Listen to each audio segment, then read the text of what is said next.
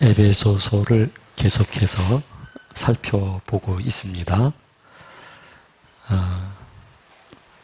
에베소서 4장을 살피면서 옛사람과 새사람에 대한 말씀이 있었거든요. 옛사람은 유혹의 욕심을 따라서 썩어져가는 구습을 따르는 사람. 이 사람은 옛사람이 되죠. 그리고 새사람은 심령이 새로워진 사람. 그리고 하나님을 따라서 의와 진리의 거룩함으로 지으심을 받은 사람. 이 사람이 새사람인 것입니다. 우리 몸이 어떤 환경에 있느냐, 이것이 새사람, 옛사람의 기준이 될 수는 없어요. 제가 무슨 말씀을 드리고 싶어서 이 말씀 드렸느냐 하면, 교회 안에 내 몸이 있다 할지라도 새사람이라고 말할 수는 없다는 얘기예요. 새사람은 하나님과의 관계적 존재예요. 하나님과 관계적 존재라고 말을 하는 것은 하나님의 영과 사람의 영이 내면에서 연합된 상태가 됐을 때, 이것이 바로 관계적 존재가 되는 거예요. 하나님은 아버지가 되는 것이고 우리는 아버지의 자녀가 되는 것이죠. 이 사람을 가리켜서 새 사람이라고 말을 할 수가 있어요. 그러나 옛사람 속에 새 사람이 있을 수 있어요.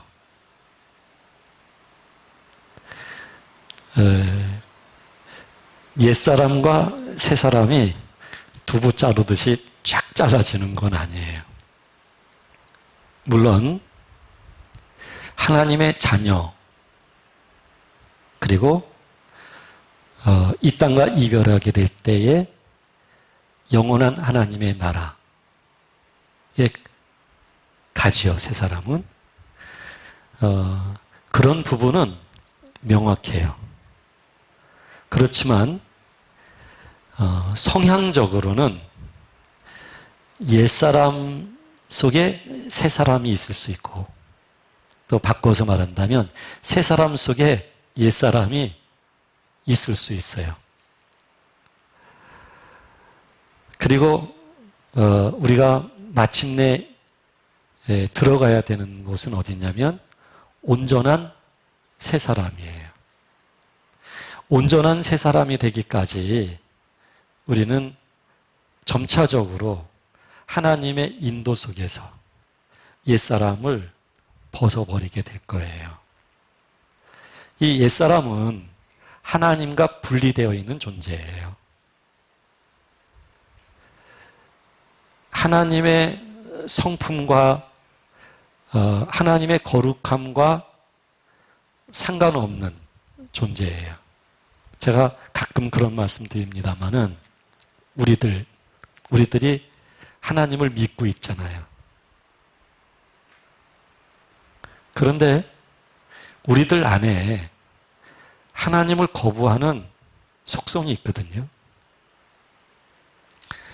우리가 기도를 할 때에 하나님께 모든 걸 다 맡겨드려요. 하나님을 우리가 의지해요. 절대적으로 신뢰를 해요.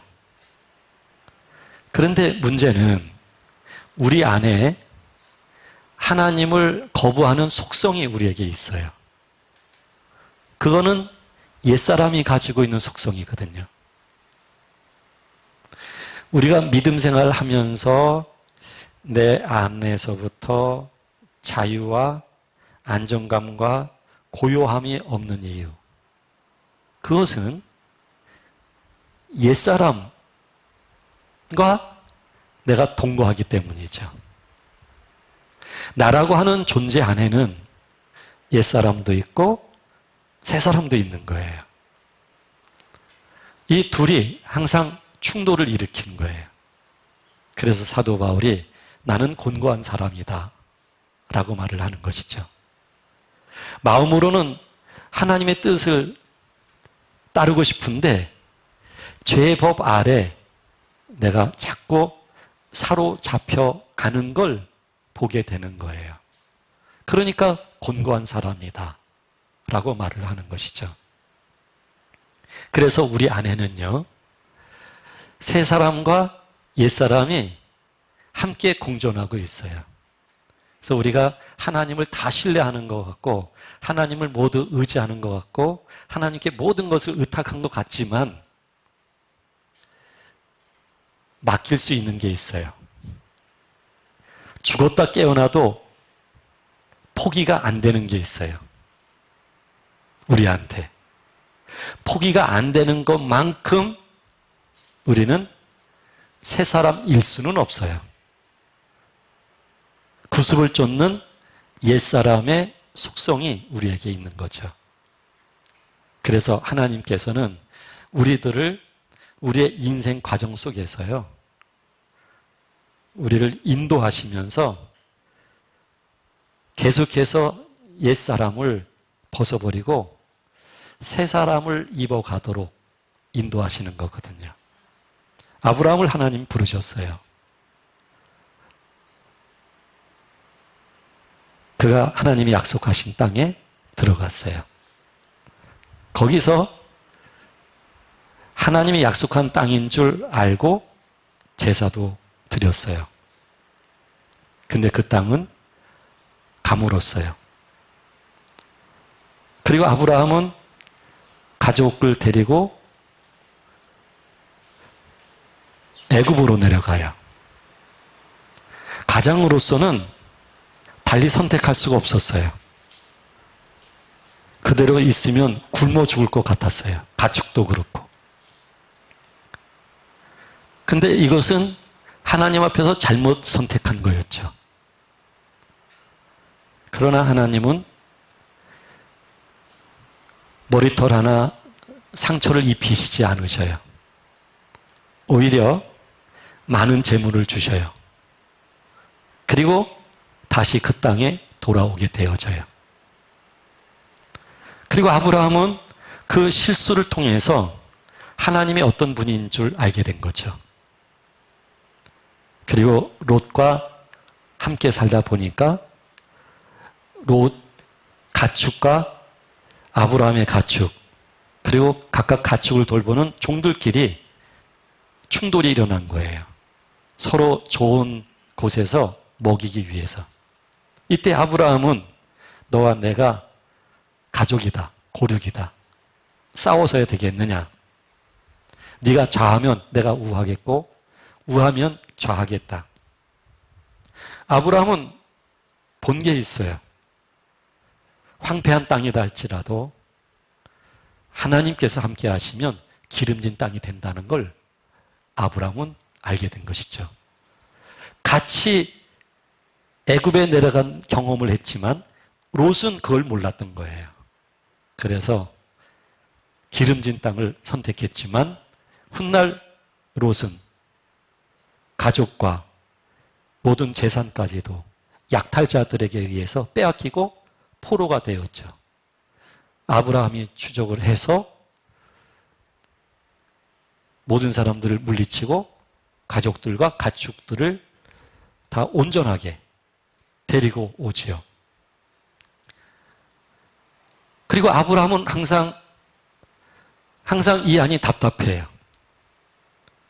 재산도 있고 땅도 있고 가족도 있고, 그런데 딱 하나가 없어요. 아들이 없어요. 항상 답답해요. 하나님을 믿어도 답답해요. 자기 기업을 이을 수 있는 상속자가 없는 거예요.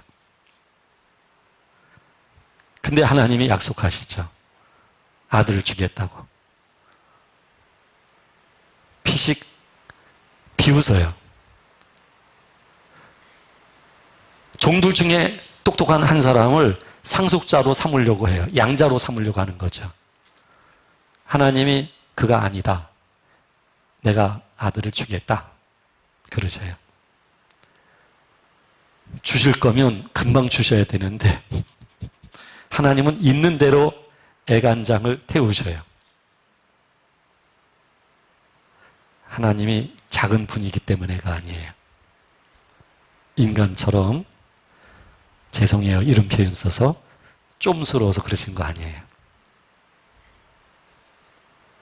아브라함이 항상 이 안에 차돌 하나 얹어놓은 것처럼 살아야만 했어요. 그리고 더디 이루어져야만 했어요. 그래야만 아브라함은 이삭을 만날 수가 있는 거예요. 그 다음에 하나님은 이삭을 낳게 하기 전에 참 아브라함이 기다리질 못해가지고 아내의 조언을 받아들이죠. 그리고 계집종을 통해서 아들을 낳죠. 누구죠? 이스마엘을 낳아요. 훗날 그 선택이 아브라함을 얼마나 아프게 하는지 몰라요. 계집종과 자기 아들을 내쫓아야만 했던 거거든요. 육신의 선택이기 때문에. 하나님은 육신을 조금도 허용하시지 않아요. 그래서 아브라함은 아픔을 겪어야만 했어요. 그리고 그 후손들이 계속해서 나중에 이삭을 낳게 됐을 때 이삭의 후손들을 괴롭히게 되죠. 그 육신의 결과라고 하는 게 그렇게 끈질겨요. 옆구리에 가시가 돼요. 손 밑에 가시처럼 아프게 하는 거예요. 아브라함은 그런 경험을 하면서 하나님이 이삭을 달라고 하셨을 때 모리아 산으로 묵묵히 데리고 올라가요. 자기를 막을 수 있는 힘센 종들을 산 아래에 있게 해요.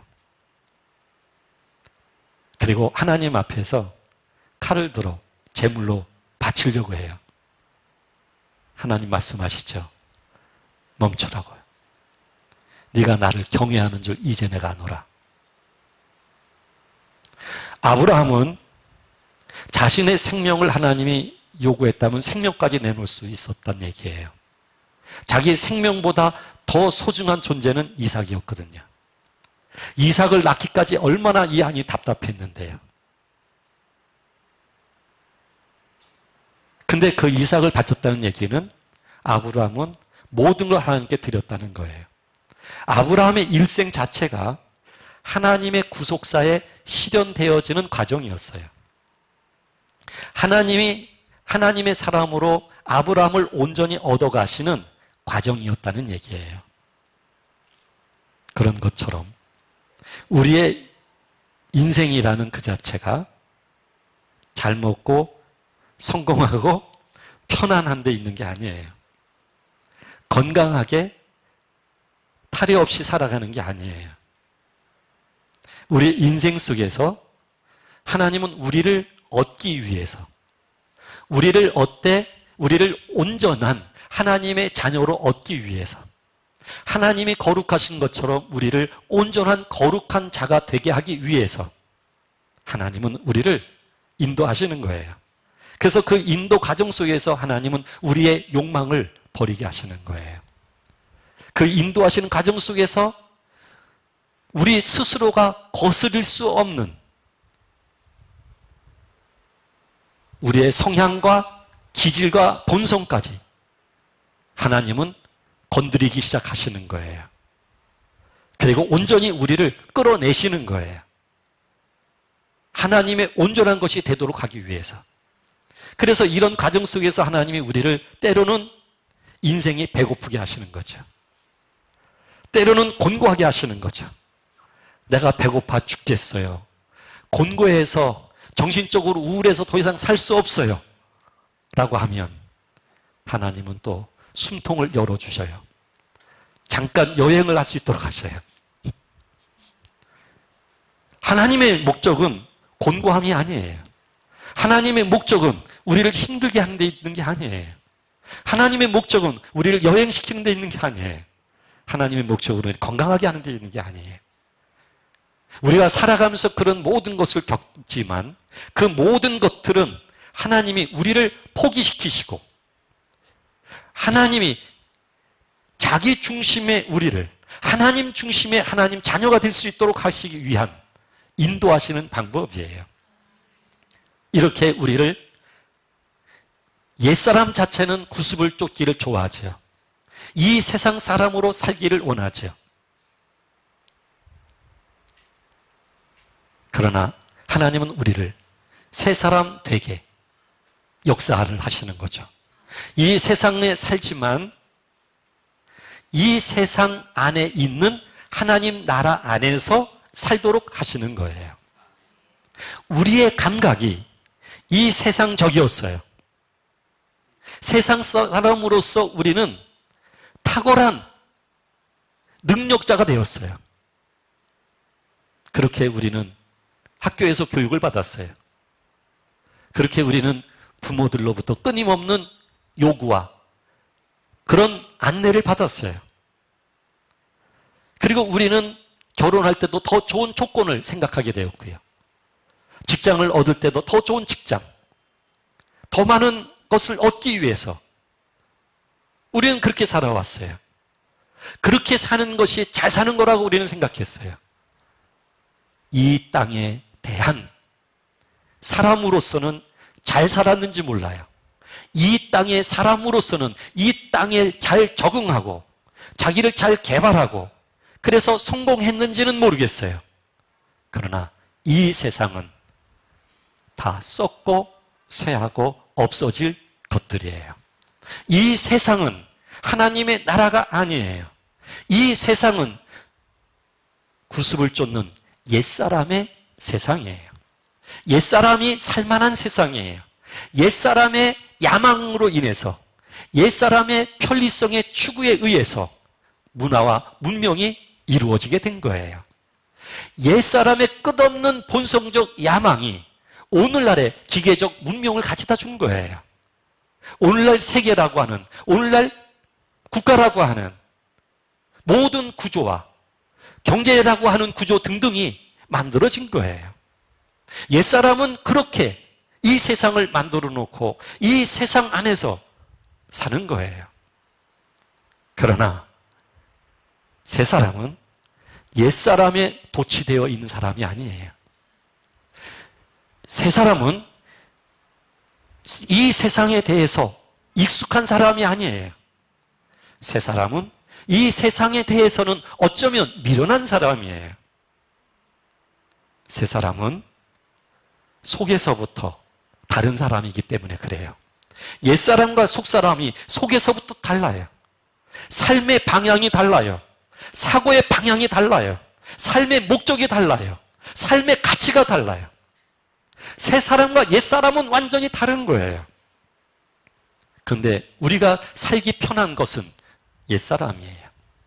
그건 내 안에 그렇게 본성이 형성되어 있고 본성의 방향이 그러하고 옛 사람이 추구하는 삶의 가치가 거기 있기 때문에 그래요. 그거는 우리가 너무너무 좋아하는 삶의 방식이에요. 그러나 우리는 새 사람이 되었어요. 새 사람은 옛 사람의 방식으로 사는 사람이 아니에요. 새 사람은 하나님과 함께하는 사람이에요. 하나님의 인도를 받는 사람이에요. 그래서 이 세상 안에 임해 있는 하나님의 나라, 그 하나님의 나라 안에 새 사람으로 사는 거예요. 제가 전 시간에 말씀드린 것처럼 하나님의 다루심 속에서 환경을 통해서 다루심을 받고 우리가 변화가 되었지만 우리의 감정과 우리의 인격의 바닥까지 경험을 하게 되면서 내가 어떤 사람인지 인정하게 될 때 그 어떤 사람이라고 하는 것을 인정하는 것은 내가 어떤 사람이다라고 하는 정체성을 확인하는 사람보다는 내가 얼마나 타락한 인간인지 더러운 존재인지 하나님의 거룩과 섞일 수 없는 존재인지 우리가 얼마나 그런 밑바닥의 사람인지 그걸 하나님이 우리를 확인시켜 주실 때 내가 그것을 확인해야만이, 그것을 인정할 줄 알아야만이 하나님을 인정할 수 있는 사람이 되는 거거든요. 자기를 알면 하나님을 알게 되는 거예요. 하나님을 알면 자기를 알게 되는 거예요. 이게 바로 새 사람이에요. 새 사람은 그렇게 자기를 알아가는 사람이에요. 그래서 옛사람의 모습을, 그 바닥을, 그것이 추구하는 가치를, 그리고 그것의 한계와 그 끝이 무엇인지를 명확히 보는 거예요. 그래서 더 이상 옛사람을 거절할 수밖에 없는 거예요. 왜? 내 안에는 하나님의 영에 의하여 하나님의 DNA가 주어졌기 때문이에요. 그것이 새로운 본성이 되어지는 거예요. 새로운 기질이 되어지는 거예요. 그래서 나는 새로운 삶을 살아갈 수밖에 없는 사람이 된 거예요. 나는 이 세상 안에서 살면서 이 세상의 감정으로 더 이상 살지 않는 거예요. 이 세상이 요구하는 인식과 의식 속에서 살아가는 사람이 아니에요. 이제는 하나님의 자녀로서 하나님의 충분한 마음이 묻어나며 그 묻어나오는 하나님의 마음으로 이 세상 안에서 살아가게 되는 거예요. 그래서 우리는 동시적 공간 속에 살아가는 거예요. 이 세상과 하나님의 나라. 우리는 동시적 인간으로 살아가는 거예요. 나라가 하는 존재와 하나님이라고 하는 존재를. 이렇게 우리는 이 세상 속에서 살아가는 거예요. 그런데 우리는 이 세상에 중독되어 있어요. 이 세상에 심취되어 있어요. 내가 곤고한 이유, 내가 답답한 이유, 내가 아파하는 이유, 내가 힘들어하는 이유, 내가 화를 내는 이유, 내가 끝없이 싫다, 왜 그래야만 되느냐, 난 당신이 불편하다라고 이야기하는 이유, 이 모든 것들이 무엇 때문일까요? 옛사람 때문이죠. 거기에 중독되어 있기 때문이죠. 옛사람에게 중독되어 있는 우리를 하나님은 꺼내시기 위하여 역사하고 계시는 거예요. 이것을 꺼내기 위해서는 옛사람의 목숨이 죽어야 돼요. 옛사람의 성향이 죽어야 돼요.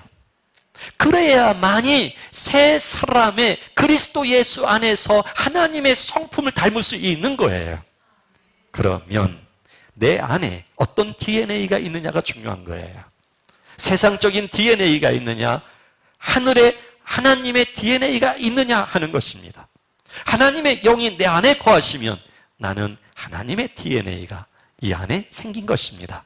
그러면 내 안에서부터 내가 사모하는 분은 하나님이에요. 하나님의 손에 무엇이 쥐어 있느냐에 관심이 아니에요. 하나님의 크신 능력에 대한 관심이 아니에요. 그런 능력을 내가 적당히 사용해서 이 세상에서 어떻게 내가 성공적으로 살 것이냐, 이것이 아니에요. 하나님의 손에 있는 것을 내가 얻어서 이 세상에서 어떻게 내가 부하게 살 것이냐가 아니에요. 내가 이 세상에서 망한다 할지라도, 이 세상에서 핍박을 받는다 할지라도, 이 세상에서 헐벗는다 할지라도 하나님 자신으로 인한 믿음 안에서의 기쁨을 가지게 되는 거예요. 그러니까 사도 바울이 내가 그리스도 예수 안에서 자랑하겠다. 나의 약함이다. 자신의 약함 속에서 찾아오신 하나님에 의하여 자신이 온전한 하나님의 사람으로 세워져 가는 그 능력을 보았기 때문이에요. 그래서 내가 자랑할 것이 있으면 나의 연약함을 자랑하겠다. 내가 그래서 주 안에서 기뻐하는 것이 있다. 핍박이다. 주 안에서 기뻐하는 것이 있다. 헐벗음이다. 그런 것들을 통해서 내가 더 새 사람으로서 하나님의 DNA가 더 왕성해지고 그것에 의해서 내가 더욱 강건한 하나님의 사람으로 세워져 가는 것을 내가 보았기 때문이라고 고백하는 거예요. 이것이 믿음의 본질입니다. 이것이 바로 하나님이 우리를 새 사람으로 세워가시는 놀라운 하나님의 구원 속에 담겨있는 역사인 것입니다. 하나님은 그렇게 우리를 인도하시는 거예요. 그래서 우리가 지금 길들여져 있는 거, 우리가 중독되어 있는 거, 그러니까 지금 내가 속상해서 너무 괴로워요 하는데 이 속상해서 괴로워요 하는 이 자체 가짜 인식이고요. 가짜 감정이에요.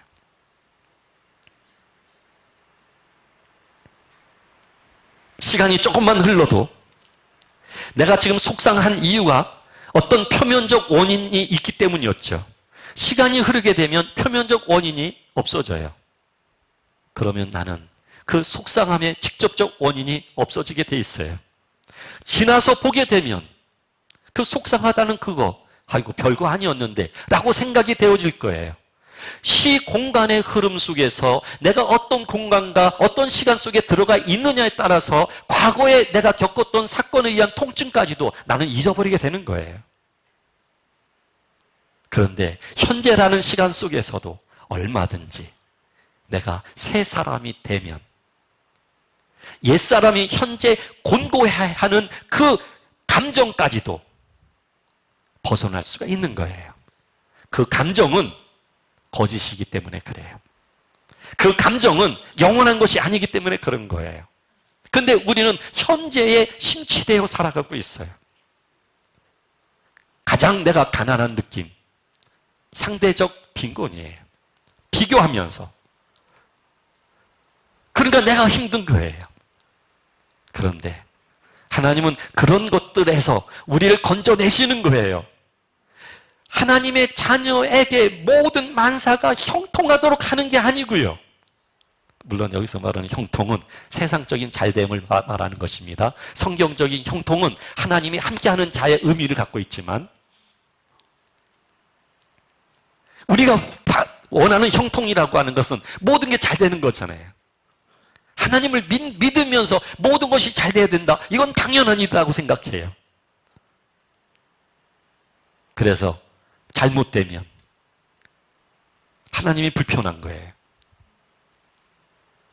정말 하나님 자신을 신뢰한다면, 그리고 하나님 자신을 정말 인정한다면 잘못되고 힘들어도 감동의 눈물은 흐르게 돼 있는 거예요.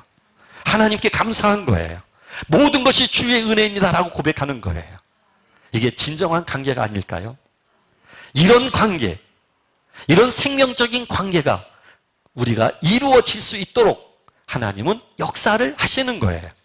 그렇게 하나님 우리를 이끌어 가시기를 원하시는 거예요. 지금 우리는 철저하게 이 세상에 중독되어 살고 있는 부분이 많아요. 그래서 우리 안에서부터 우리는 하나님을 본의 아니게 거부하고 있는 속성이 우리 안에 있는 거예요. 왜 사람과 충돌이 생기는 걸까요? 왜 민망할까요? 내 감정이 있기 때문이에요, 아직. 그 잔찌꺼기가 있기 때문이에요. 그 잔찌꺼기, 그 감정을 키워가지 마세요. 이 잔찌꺼기의 감정이 잘 자라는 때가 언제인지 아세요? 보편적이고 객관적으로 볼 때, 내 생각이 옳다라고 할 때예요. 저 사람이 분명히 틀렸다라고 생각할 때예요. 길을 막고 물어봐서 또 모든 사람들이 다 당신이 틀렸다. 분명한 이론적으로 옳고 그름이 분명할 때, 그때 우리는 우리의 감정에게 밥을 줘요. 그래서 내가 그 사람에 대해서 불편한 거예요. 이것은 영적인 게 아니에요. 하나님의 영의 흐름은 옳고 그름의 이론적, 이성적 논리성이 말해주는 게 아니에요. 그것은 영적인 감각이에요. 우리 안에 영적으로 하나님의 영이 흐르면서 나타나는 거예요. 그래서 우리는 자꾸 속는 거예요. 그러니까 우리 안에 아직도 버려지지 않는 속성, 아직도 우리 안에 버려지지 않은 속성들이 남아있는 거예요. 근데 우리는 끊임없이 그런 구조를 가지고 살려고 그래요. 끊임없이. 그걸 버리지 않으려고 그래요. 버리면 큰일 나는 줄 알아요. 그리고 버릴 줄도 몰라요. 버릴 수도 없어요. 우리가 쉽게 그런 것을 배워서 버릴 수만 있다고 한다면 이미 송구스러운 표현이고 황송한 표현이지만 하나님처럼 되어 있을걸요. 우리가 그럴 수만 있다고 한다면 우리는 그럴 수 있는 사람들이 아니에요. 절대로 못 버려요. 절대로. 하나님이 개입하셔야 돼요. 우리 주 예수 그리스도가 이 땅에 오신 이유가 바로 그 때문이에요. 그것만으로도 안 돼요. 성령님이 우리 속에 찾아오셔야만 되는 거예요. 예수 그리스도의 완벽한 그 구원의 성취를 가지고 우리에게 가지고 성령님이 들어오셔야만, 그리고 성령님이 우리 안에서 사셔야만 내가 새 사람이 될 수가 있는 거예요. 그러지 않고서는 안 되는 거예요. 이게 믿음이에요. 그냥 성경을 이해하고 이렇게 기록되어 있기 때문에 이렇게 살아야지가 아닙니다, 여러분. 우리는 그런 시대를 이미 벗어나 있는 사람들이에요. 이스라엘 백성들이 구약에서 살 때는 그럴 수 있어요. 신약에 살고 있는 것은 우리가 그런 시대에 살고 있질 않아요. 우리가 괜찮은 사람들이 아니에요. 성령님이 우리 안에 들어오셔야 돼요. 그리고 밖으로는 환경을 통해서, 안으로는 성령님의 임재와 역사를 통해서 안팎이 공조하면서 우리의 구조를 무너뜨리는 것밖에 방법이 없어요. 내가 집에서 상대에게 뭐라고 그러죠? 자기는 옳다고 생각할 거예요. 그리고 상대만 고치지 않는다고 생각할 거예요. 죽을 때까지 저 사람은 저렇게 살다 죽을 거야 라고 생각할 거예요. 상대도 생각해요. 저 사람 죽어도 안 변해. 예수 믿는다고 하면서 나보다도 더해 라고 이야기한다는 사실이에요. 그들이 원하는 것은, 그들이 여러분들에게 정말 보고 싶어하는 것은 여러분들이 얼마만큼 성경 말씀으로 무장되어 있느냐가 아닙니다. 얼마만큼 교회에 열정적이냐가 아닙니다. 얼마만큼 그리스도의 사랑이 우리 안에 묻어 흐르느냐입니다. 그거를 보고 싶어 해요. 그것만 보이면 그들의 생각은 무너져요. 왜 나 데리고 교회 안 가? 라는 말을 하게 되어 있어요. 가자고 해서 겨우 데리고 오는데 이젠 그리스도의 사랑을, 아이고 미운데 어떻게 해요? 미운 걸 보는 옛사람이 있기 때문이에요.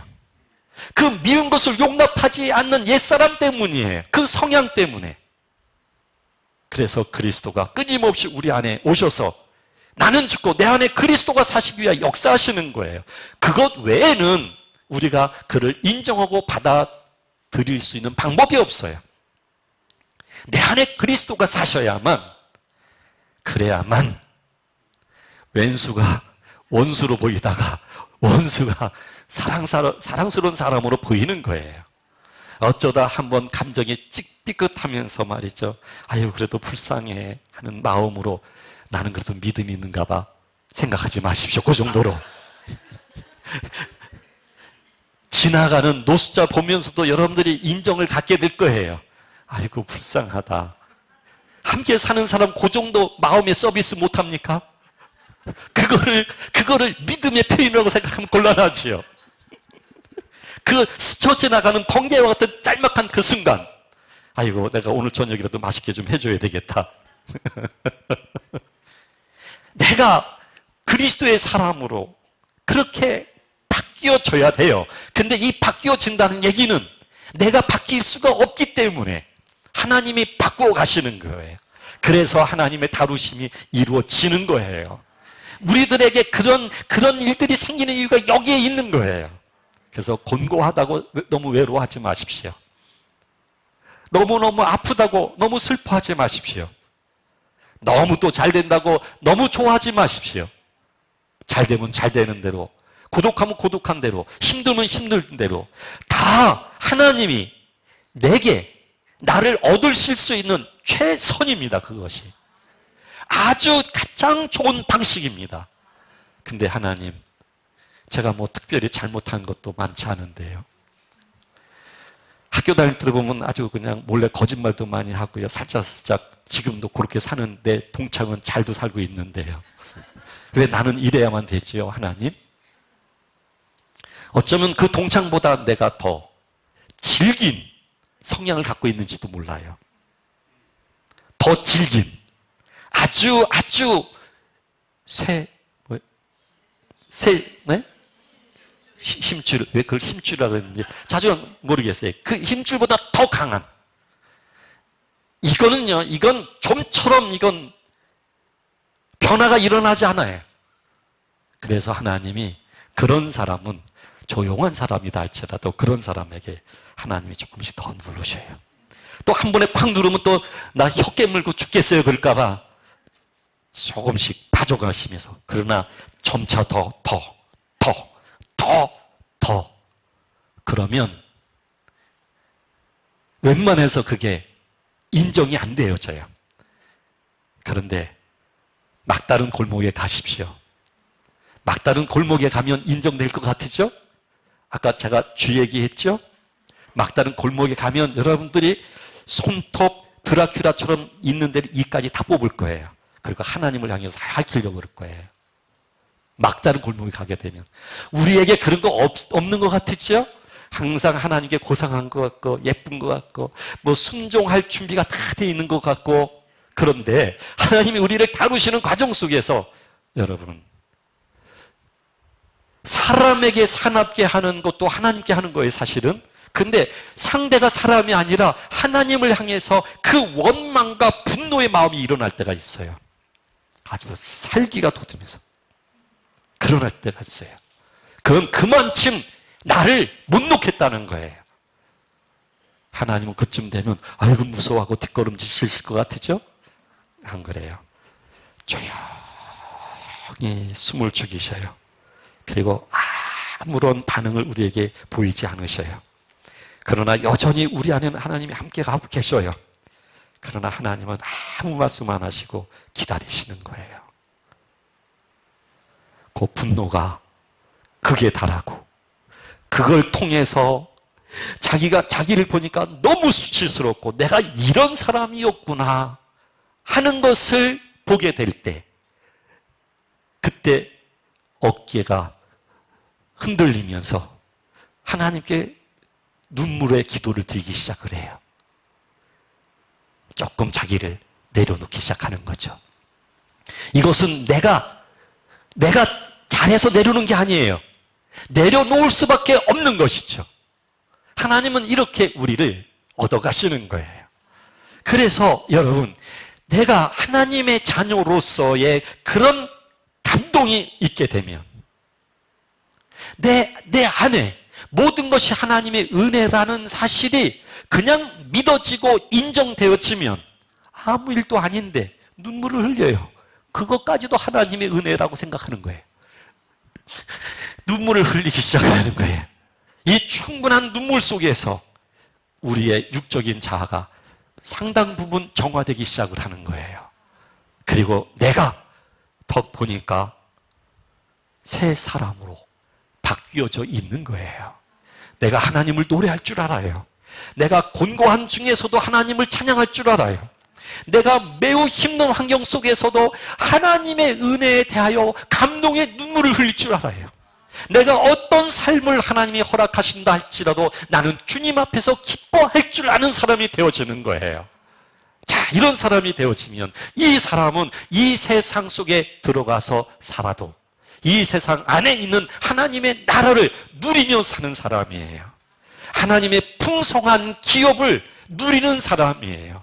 용서할 줄 아는 사람이고 사랑할 줄 아는 사람이에요. 모든 사람에게 덕을 세울 줄 아는 사람이에요. 모든 사람들에게 아름다운 진리를 나눌 줄 아는 사람이에요. 하나님의 놀라운 기쁨을 나누면서 함께 기뻐할 줄 아는 사람이에요. 아픔도 이 사람에게는 장애가 되지 않아요. 없는 것도 이 사람에게는 불편할 것조차도 때로는 잊을 정도로 뛰어넘을 수 있는 사람이 되어요. 그리고 모든 것들이 감사, 기쁨이 되는 거예요. 여러분 기뻐하십시오, 여러분 감사하십시오 라고 했을 때, 그렇지, 내가 이 환경에서 하나님께 감사하고 기뻐해야 하나님이 이 환경을 바꾸어 주시고 변화시켜 주시지.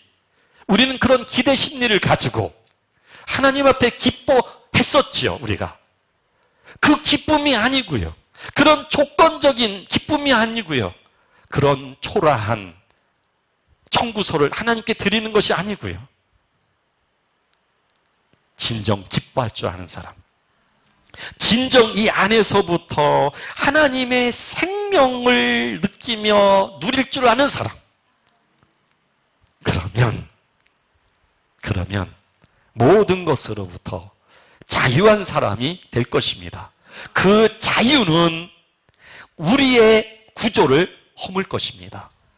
그 감동은, 그 은혜에 대한 감사는, 그 하나님을 높이 찬양하는 그 찬양은 나의 구조를 희미하게 만들 것입니다. 바닥에 벽돌 하나 없이 다 무너뜨리게 될 것입니다. 옛날에는 그것을 내가 무너뜨리려고 싸웠고 근데도 무너지지 않아서 주저앉아 엉엉 울었지만 이제 그리스도 예수 안에서 꺾이면서 하나님을 알게 되고 하나님의 생명을 알게 되고 하나님의 감동이 흐르다 보니까 그 자유와 그 감사를 알다 보니까 자기 자신의 구조들이 하나하나 벽돌이 떨어져 가는 것을 보게 된단 말입니다. 이것은 그래서 우리 안에서 역사하시는 하나님의 능력이라고 말하는 거예요. 우리 안에서 역사하시는 그리스도의 힘으로 이와 같은 역사가 일어나는 거예요.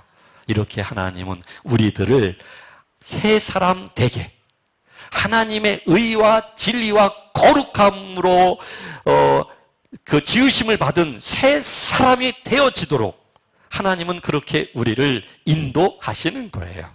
그러므로 그렇게 인도받은 사람은 거짓을 버리게 되는 것이고 이웃과 더불어 참된 것을 말하고 하는 이유가 하나님 안에서 지체가 되었기 때문이죠. 그리고 하나님은 분도 내어도 죄를 짓지 말고 해가 지도 분을 품지 말게 하고 마귀에게 틈을 주지 않고 이렇게 우리가 새 사람이 되면 자연스럽게 이런 사람이 되어지는 거예요. 저는 정말 많이 그래봤어요. 저를 이겨보려고, 저를 고쳐보려고. 근데 봤더니요, 만만치 않은 사람이더라고요. 안 되더라고요. 안 돼요, 안 돼요. 네? 밥도 주지 않고 굶주려 봤어요, 한번. 죄송해요. 이런 거 하면 안 돼요. 제가 제 뺨을 때려보기도 했어요. 그래도 안 돼요. 제가 제 코와 입을 막아서 숨을 정지도 시켜봤어요. 너는 혼좀 따야 돼. 죽을 뻔했네. 안 돼요. 성경을 열심히 봐요. 그리고 달달달달 암기를 했어요. 그리고 이 말씀대로 살려고 해요. 그런데 몸은, 행동은 그렇게 비슷하게 사는 부분이 있어져요. 근데 마음은 냉랭해요. 마음은 허탈해요. 안 돼요. 방법은 그리스도가 시간과 공간을 깨고 이 세상에 오신 것처럼 그리스도가 우리 구조 안에 오셔야만 이 강력한 힘에 의하여 우리의 구조가 팍 산산조각 무너지는 거예요. 오직 우리 안에 그리스도가 계셔야만 이런 역사가 일어나는 거예요. 그래서 모든 사람들에게 친절을 베풀 수 있어지고요. 그리고 불쌍히 여길 수 있는 마음이 생기는 거예요. 그냥 스쳐 지나가는 그 친절한 마음 말고요. 살짝 스쳐 지나가는 불쌍한 마음. 그러면서 말해요. 나는 정이 많아서. 아무런 쓸데없는 정이에요. 그 인정이 많으면, 가만 보면요, 인정이 많은 사람은, 제가 저를 보니까 그래요. 인정이 많은 사람 가만 보면요, 자기 애를 아는 사람이에요. 자기를 사랑할 줄 아는 사람이에요. 자기를 사랑하는 사람이 조금 인정이 조금 과해요. 아주 힘들어할 정도로. 그리스도가 우리 안에 들어오셔서 사셔야만 진정한 친절이고요, 진정이 불쌍히 여김이 되는 것이고요, 진정한 관용이 되는 것이고요, 받아들임이 되는 거예요.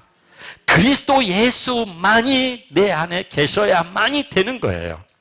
그래서 드디어 5장 1절에서 말하는 것입니다. 그러므로 사랑을 받은 자녀같이 너희는 하나님을 본받는 자가 되고,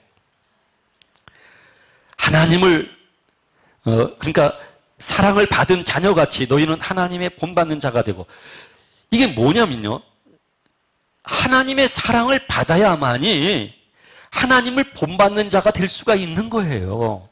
이 사랑은요, 사랑은 사랑의 행동, 사랑의 마음의 이야기가 아니에요. 행동과 마음의 어떤 형태가 사랑이 아니에요. 사랑은 존재이고 본질이에요. 따라서 그 존재와 본질은 하나님이에요. 하나님만이 사랑이고 하나님만이 본질이에요. 그러니까 하나님 자체가 사랑이라는 얘기예요. 그 사랑이 우리 안에 찾아 들어오시다 보니까 내가 나의 밑바닥에 나를 보고 나를 인정하게 되고 나서야 비로소 하나님의 사랑을 내가 알게 된 것이죠. 그 하나님의 사랑에 의하여 내가 감동하게 되었죠. 그 하나님의 사랑을 내가 알다 보니까, 그러다 보니까 하나님을 본받을 수 있는 사람이 되는 거예요.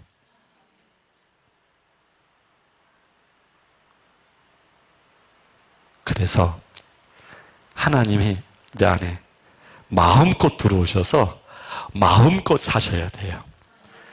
우리가 얼마나 우리 구조로 찾아오신 하나님을 통제하는지 몰라요. 제발요, 아무것도 하지 마시라고요. 자꾸 오셔서 냉장고 뒤지시고 장롱 뒤지시고 저를 도와주신다고 이렇게 하시는데 내가 또 일을 하려면 어디에 뭐가 있는지를 모르겠어요. 그냥 놔두세요. 그냥 시어머니에게 며느리가 이야기하듯이 그냥 우리가 며느리 입장에서 하나님을 얼마나 이 안에서 우리가 통제하는지 몰라요. 우리가 원하지 않게 우리의 구조 때문에 나라고 하는 사람이 태어날 때부터 가지고 태어난 육신적 존재인데 성장하면 할수록 이 육신적인 존재가 더 강화되었고 이 강화되어진 육신의 내가 난 줄 알고 내가 지금까지 살아왔단 말이죠. 그러니 이 간단한 이 구조로 나에게 찾아오신 하나님을 얼마나 내가 통제하는지 몰라요. 왜 집안에서 갈등이 생기고 다툼이 생길까요? 옳고 그러면 논리로 생각하면 안 돼요. 구조적인 문제예요. 성향에 의한 구조적인 문제. 하나님까지 통제하는 우리들이니 집에 있는 사람 오죽 들볶겠어요. 예? 하나님까지 통제해요, 우리가. 하나님까지 이 안에서 올가매는 우리들이에요. 그러니 우리 주변에 있는 사람들 얼마나 그냥 잘근잘근 괴롭히겠어요. 아이고, 나처럼 좋은 사람 없지. 자기 생각이죠. 주변에 있는 사람한테 물어봐요. 나 괜찮은 사람이지? 그럼 앞에다 두고서 아니, 그럴 순 없잖아요. 괜찮지요. 그렇지, 나는 괜찮은 사람이지. 착각하는 거예요. 저는 여러분들이 사람과의 관계에 대하여 고쳐야 될 부분은 고치려고 하는 그런 자세가 필요하지만 그러나 우선적인 것은 하나님과의 친밀감입니다. 그 하나님이 마음껏 내게 역사하실 수 있도록 내가 하나님을 내어드리는 것입니다. 내 구조를 스스로 못 내어드리지만 고백을 하십시오. 내어드리고 싶은 마음이 우리에게 있지 않습니까? 그것이 우리의 고백이 되어져야 합니다. 그 고백을 들으신 하나님은 고맙다. 정말 고맙다. 들어오셔서 편안하게 쉬십니다. 편안하게 역사하십니다. 근데 우리가 또 제동을 걸어도 잠깐, 네가 그렇게 얘기하지 않았니? 제가 언제요? 이때 얘기하지 않았니? 그래서 내가 이렇게 인도한단다. 우리가 화났을 때는 하나님이 물어보지도 않아요. 화났을 때는 하나님도 피해 계셔요.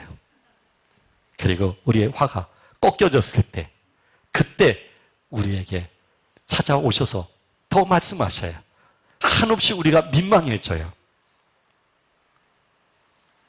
우리는 지금 완전한 사람은 아닙니다. 그러나 온전하기까지 하나님은 우리를 포기하지 않을 것입니다. 그리고 하나님에 의해서 우리는 하나님의 사람으로 그렇게 변화될 것입니다. 그리고 우리 안에 넘치는 하나님의 감동과 기쁨과 영적인 고요함이 흐르게 될 것입니다. 이것은 우리를 새 사람으로 안내할 것입니다. 영광의 박수 올려드리겠습니다.